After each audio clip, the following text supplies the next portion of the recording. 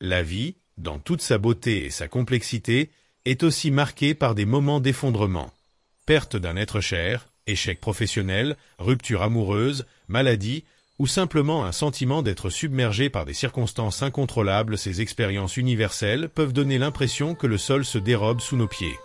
Dans ces instants de crise, où le désespoir et la confusion semblent régner, la sagesse bouddhiste offre une lumière, un chemin pour traverser l'obscurité avec courage, clarté et compassion.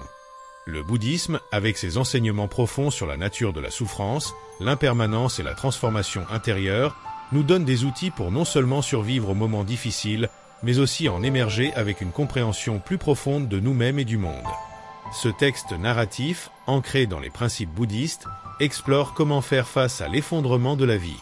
À travers une réflexion méditative et introspective, nous examinerons des pratiques concrètes, des perspectives philosophiques et des histoires inspirantes tirées de la tradition bouddhiste pour guider ceux qui traversent des périodes de tourmente. Ce voyage narratif, long et contemplatif, n'est pas une simple liste de conseils, mais une immersion dans une manière d'être, une invitation à rencontrer la souffrance avec ouverture et à découvrir les graines de résilience et d'éveil cachées dans les moments les plus sombres. Que vous soyez confronté à une crise personnelle ou que vous cherchiez simplement à approfondir votre compréhension de la vie, ces enseignements offrent un refuge et une direction. La vérité universelle de la souffrance. Le Bouddha, Siddhartha Gautama, a commencé son enseignement par une vérité fondamentale. La souffrance, dukkha, est une réalité inévitable de l'existence humaine. Naissance, maladie, vieillesse, mort, séparation d'avec ce que l'on aime, rencontre avec ce que l'on déteste, ne pas obtenir ce que l'on désire, tout cela fait partie de la condition humaine. Lorsque la vie s'écroule, il peut être tentant de fuir cette souffrance, de la nier ou de s'y noyer. Pourtant, le premier pas vers la guérison, selon le bouddhisme, est de reconnaître la souffrance avec honnêteté et courage. Imaginez-vous assis dans une pièce silencieuse, le cœur lourd après une perte dévastatrice. Les larmes coulent, la poitrine est serrée, et l'esprit tourbillonne de questions sans réponse. Pourquoi moi? Pourquoi maintenant? Dans ce moment, la première chose à faire est de s'arrêter. Prenez une profonde inspiration et reconnaissez « Je souffre ». Cette douleur est réelle. Cette reconnaissance n'est pas une capitulation, mais un acte de vérité. Elle vous ancre dans la réalité, vous permettant de commencer à travailler avec ce qui est, plutôt que de lutter contre ce qui ne peut être changé. Pourquoi reconnaître la souffrance est essentiel? Dans notre société moderne, nous sommes souvent encouragés à masquer la douleur, à rester fort ou à passer à autre chose. Mais le bouddhisme nous enseigne que nier la souffrance ne fait que l'amplifier. En la reconnaissant, nous cessons de gaspiller notre énergie à la repousser. Nous créons un espace pour l'observer, pour comprendre ses causes et pour commencer à la transformer. Cette reconnaissance est également une porte vers la compassion. En voyant votre propre souffrance, vous réalisez que vous n'êtes pas seul. Des milliards d'êtres humains, à travers le temps et l'espace, ont traversé des épreuves similaires. Cette vérité universelle dissout le sentiment d'isolement et ouvre le cœur à une connexion plus profonde avec l'humanité. Une pratique, la méditation sur la souffrance. Pour intégrer cette première étape, essayez une méditation simple. Asseyez-vous dans un endroit calme, fermez les yeux et portez votre attention sur votre respiration. Après quelques minutes, tournez doucement votre attention vers la douleur que vous ressentez, qu'elle soit physique, émotionnelle ou mentale. Sans chercher à la changer, observez-la. Où se manifeste-t-elle dans votre corps? Quelle est sa texture? Est-elle constante ou changeante? Nommez-la doucement, ceci est la souffrance. Restez avec cette observation pendant quelques minutes en respirant avec elle. Cette pratique n'élimine pas la douleur, mais elle vous aide à vous y relier différemment. Vous commencez à voir que la souffrance, comme tout le reste, est impermanente, qu'elle n'est pas votre identité, mais une expérience passagère. Une histoire bouddhiste, Kisa Gotami et la graine de moutarde. Une ancienne histoire bouddhiste illustre la puissance de reconnaître la souffrance. Kisa Gotami, une jeune femme, perdit son fils unique et, accablée par le chagrin, refusa d'accepter sa mort. Elle erra dans son village, tenant le corps de son enfant, suppliant qu'on lui rende la vie. Désespérée, elle rencontra le Bouddha, qui lui demanda d'apporter une graine de moutarde d'une maison où personne n'avait jamais connu la mort. Kisagotami frappa à chaque porte, mais partout, on lui répondit que la mort avait déjà visité. Peu à peu, elle comprit que la perte était une partie universelle de la vie. Elle retourna auprès du Bouddha, non plus comme une mère brisée, mais comme une disciple prête à apprendre. Cette reconnaissance de la souffrance partagée lui permit de commencer son chemin vers la paix. Les fruits de la reconnaissance. Reconnaître la souffrance n'est pas un acte de résignation, mais un acte d'autonomie. Cela vous donne le pouvoir de choisir comment répondre à la douleur, plutôt que de la laisser vous submerger. En posant ce premier regard honnête sur votre épreuve, vous ouvrez la porte à la sagesse bouddhiste qui vous guidera à travers les étapes suivantes. L'impermanence, une vérité libératrice. L'un des enseignements les plus profonds du bouddhisme est celui de l'impermanence, anicca. Tout ce qui existe, les émotions, les relations, les circonstances, même les montagnes et les étoiles est en constant changement. Lorsque la vie s'écroule, cette vérité peut sembler cruelle. La perte d'un emploi, la fin d'une relation, la maladie, ces changements nous confrontent à l'instabilité de tout ce sur quoi nous nous appuyons. Pourtant, l'impermanence, lorsqu'elle est pleinement comprise, est aussi une source d'espoir. Si tout change, alors la souffrance que vous ressentez aujourd'hui n'est pas permanente. Elle évolue, se transforme, et un jour, elle s'adoucit. De même, les moments de joie reviendront, car eux aussi font partie du flux de la vie. Embrasser l'impermanence, c'est apprendre à danser avec ce flux, à ne pas s'accrocher désespérément à ce qui s'en va, ni repousser ce qui arrive. Comment embrasser l'impermanence dans la crise? Imaginez que vous venez de perdre votre emploi. Le choc initial est accablant. Peur de l'avenir, sentiment d'échec, incertitude. Votre esprit s'accroche peut-être à l'idée de revenir en arrière, de retrouver la sécurité d'avant. Mais l'impermanence vous invite à regarder la réalité telle qu'elle est. Cet emploi n'existe plus, mais ce moment offre une opportunité de transformation. Peut-être est-ce une chance de réévaluer vos priorités, d'explorer de nouvelles voies, ou simplement de vous reposer et de redécouvrir qui vous êtes. Pour embrasser l'impermanence, commencez par observer les changements autour de vous. Regardez la nature, les feuilles tombent, les saisons passent, les rivières coulent. Votre vie, comme la nature, est un processus dynamique. En vous alignant sur cette vérité, vous cessez de résister au changement et commencez à travailler avec lui. Une pratique, la contemplation de l'impermanence. Une pratique puissante pour intégrer l'impermanence et la contemplation. Chaque jour, prenez quelques minutes pour réfléchir à la nature changeante de la vie. Vous pouvez vous asseoir avec une tasse de thé et observer comment la vapeur s'élève et disparaît, ou marcher dans un parc et noter comment les arbres évoluent avec les saisons. Ensuite, tournez votre attention vers votre propre expérience. Vos pensées changent, vos émotions fluctuent, votre corps vieillit. Dites-vous doucement, tout change. Cette douleur changera aussi. Vous pouvez également tenir un journal d'impermanence. Chaque soir, notez un changement que vous avez observé dans votre journée, une émotion qui s'est dissipée, une situation qui a évolué, un objet qui s'est usé. Cette pratique renforce votre capacité à voir l'impermanence non comme une menace, mais comme une réalité naturelle. Une histoire bouddhiste, le moine et la rivière. Un moine bouddhiste, traversant une rivière tumultueuse, s'accrocha à une branche pour ne pas être emporté par le courant. Épuisé, il cria à son maître, qui se tenait sur la rive, « Comment puis-je lâcher prise?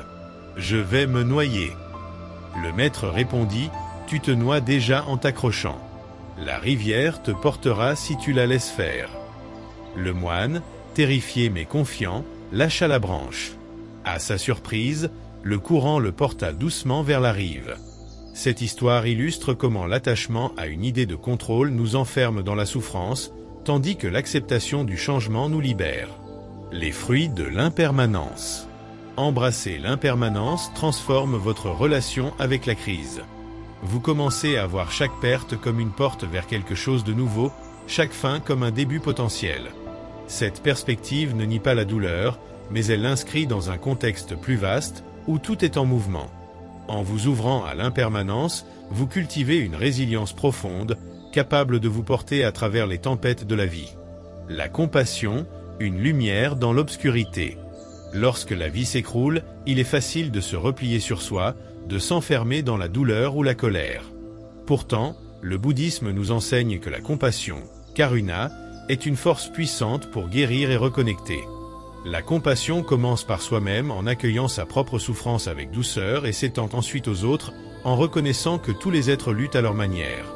La compassion n'est pas une pitié passive, mais un engagement actif à soulager la souffrance, qu'elle soit la vôtre ou celle d'autrui. Dans les moments difficiles, elle devient une ancre, un rappel que vous êtes digne d'amour et que vous n'êtes pas seul. La compassion envers soi-même. Imaginez que vous traversez une rupture amoureuse. Votre esprit est envahi par des pensées d'échec, « je ne suis pas assez bien »,« j'ai tout gâché ». Ces jugements amplifient la douleur. La compassion envers soi-même vous invite à changer ce dialogue intérieur. Au lieu de vous critiquer, dites-vous « je souffre en ce moment, et c'est normal. Je vais prendre soin de moi ». Une pratique simple est de poser une main sur votre cœur et de respirer profondément. Sentez la chaleur de votre main, la douceur de votre souffle. Répétez mentalement « puisse-je être en paix ? Puisse-je me pardonner ? Puisse-je guérir ?» Ce geste, bien que petit, crée un espace de sécurité intérieure où la douleur peut être accueillie sans jugement. La compassion envers les autres. La compassion envers soi ouvre la porte à la compassion envers les autres. Lorsque vous traversez une crise, vous pourriez être tenté de vous isoler, mais le bouddhisme nous rappelle que la connexion avec autrui est une source de guérison. Un simple acte de gentillesse, écouter un ami, offrir un sourire à un inconnu, aider quelqu'un dans le besoin, peut vous sortir de votre propre douleur et vous rappeler l'interconnexion de tous les êtres. Dans les moments difficiles, essayez de voir la souffrance des autres. Par exemple, si vous êtes en colère contre quelqu'un qui vous a blessé, demandez-vous « qu'est-ce qui pourrait causer leur comportement ? Sont-ils en souffrance eux aussi ?» Cette perspective transforme la rancune en compréhension et ouvre la voie à la réconciliation. Une pratique, la méditation méta. La méditation méta, ou méditation de l'amour bienveillant, est une pratique puissante pour cultiver la compassion. Asseyez-vous dans un endroit calme et commencez par vous concentrer sur votre respiration. Ensuite, répétez mentalement des phrases comme « Puisse-je être en paix ? Puisse-je être libre de souffrance ? Puisse-je être heureux ?» Après quelques minutes, étendez ces vœux à une personne que vous aimez, puis à une personne neutre, et enfin à quelqu'un avec qui vous avez un conflit. Terminez en offrant ces vœux à tous les êtres, puissent tous les êtres être en paix. Cette pratique renforce votre capacité à rester ouvert, même dans la douleur. Une histoire bouddhiste, le Bouddha et le scorpion. Un jour, le Bouddha vit un scorpion se noyer dans une rivière. Sans hésiter, il tendit la main pour le sauver, mais le scorpion le piqua. Le Bouddha essaya encore, et encore, malgré les piqûres. Un disciple, perplexe, lui demanda « Pourquoi persistez-vous alors qu'il vous fait mal ?» Le Bouddha répondit « La nature du scorpion est de piquer. Ma nature est de sauver. Pourquoi devrais-je abandonner ma nature à cause de la sienne ?» Cette histoire illustre la compassion inconditionnelle qui agit sans attendre de récompense, même face à la douleur. En cultivant cette qualité, vous trouvez la force de rester fidèle à votre cœur, quelles que soient les circonstances.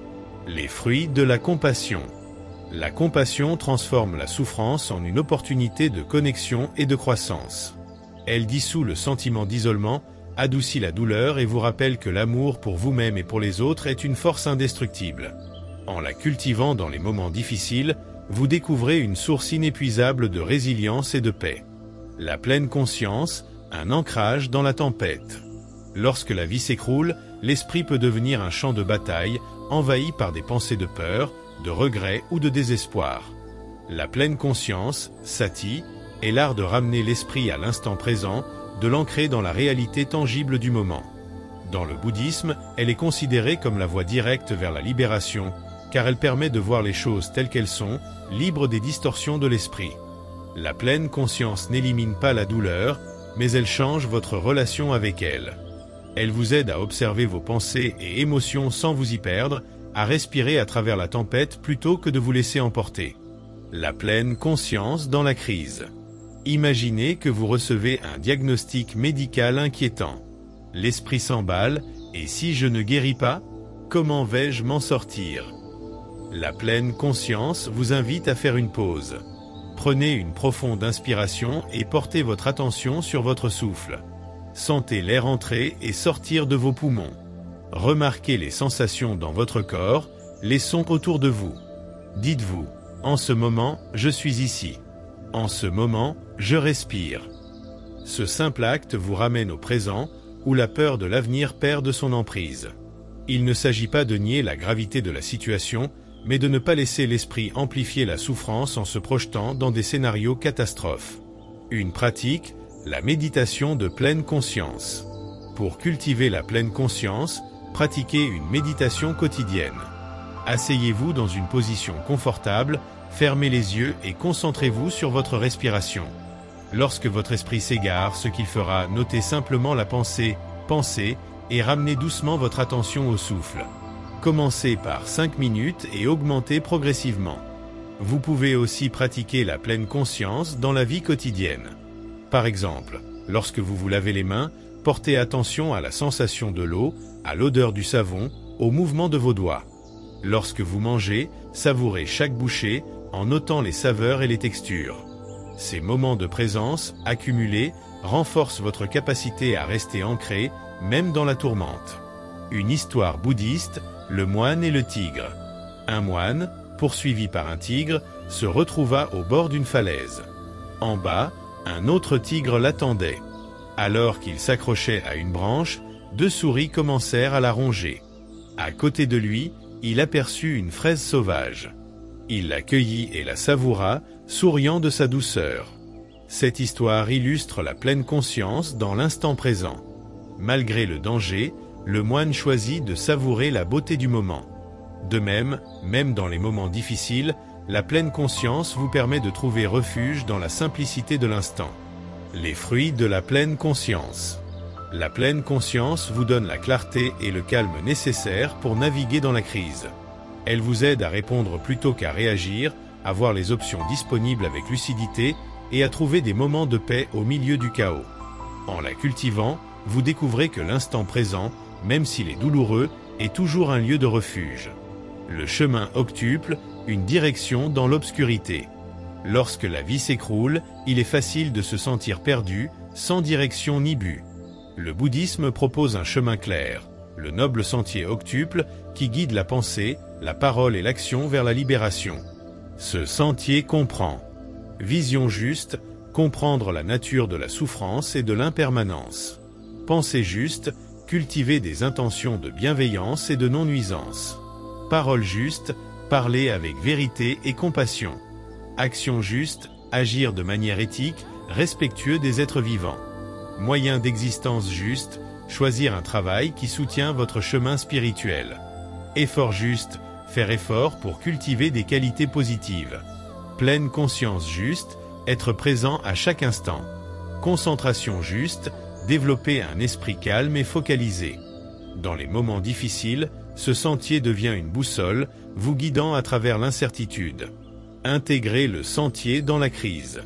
Imaginez que vous traversez une période de deuil. La parole juste pourrait consister à exprimer votre douleur à un ami avec honnêteté, sans masquer vos sentiments. La pensée juste pourrait être de cultiver des pensées de gratitude pour les moments partagés avec la personne perdue. La action juste pourrait être de rendre hommage à leur mémoire par un geste significatif, comme planter un arbre ou aider une cause qui l'était-il chère. Chaque aspect du sentier peut être adapté à votre situation, offrant des moyens concrets de donner un sens à votre douleur et de rester aligné avec vos valeurs. Une pratique, le Bouddha et le chemin progressif. Le Bouddha a enseigné que le sentier est un chemin progressif où chaque étape soutient les autres. Il comparait cela à un radeau construit pour traverser la rivière de la souffrance. Dans les moments difficiles, vous n'avez pas besoin de maîtriser toutes les étapes immédiatement. Commencez par une seule pratique comme la pleine conscience ou la compassion et laissez le sentier se déployer naturellement. Une histoire bouddhiste, le voyageur et la lampe. Un voyageur, perdu dans une forêt obscure, trouva une petite lampe. Elle n'éclairait que quelques pas devant lui, mais c'était suffisante pour avancer. À chaque pas, la lumière révélait un peu plus du chemin, jusqu'à ce qu'il atteigne un refuge sûr. Le sentier octuple est comme cette lampe. Vous n'avez pas besoin de voir la destination finale, il suffit de faire le prochain pas juste. Avec confiance. Conclusion, transformer l'épreuve en éveil. Lorsque la vie s'écroule, il n'y a pas de raccourci pour échapper à la douleur. Mais les enseignements bouddhistes nous offrent un chemin pour la traverser avec dignité, sagesse et compassion. En reconnaissant la souffrance, en embrassant l'impermanence, en cultivant la compassion, en trouvant refuge dans la pleine conscience et en suivant le noble sentier octuple, vous transformez l'épreuve en une opportunité de croissance et d'éveil. Ce chemin n'est pas une promesse d'une vie sans douleur, mais d'une vie vécue avec profondeur et intention. Ces jours où tout semble perdu, rappelez-vous les paroles du Bouddha, c'est dans votre esprit que vous trouverez la liberté. En cultivant ces pratiques, vous découvrez que même dans l'effondrement, il y a des graines de lumière, prêtes à fleurir dans une vie plus riche et plus consciente.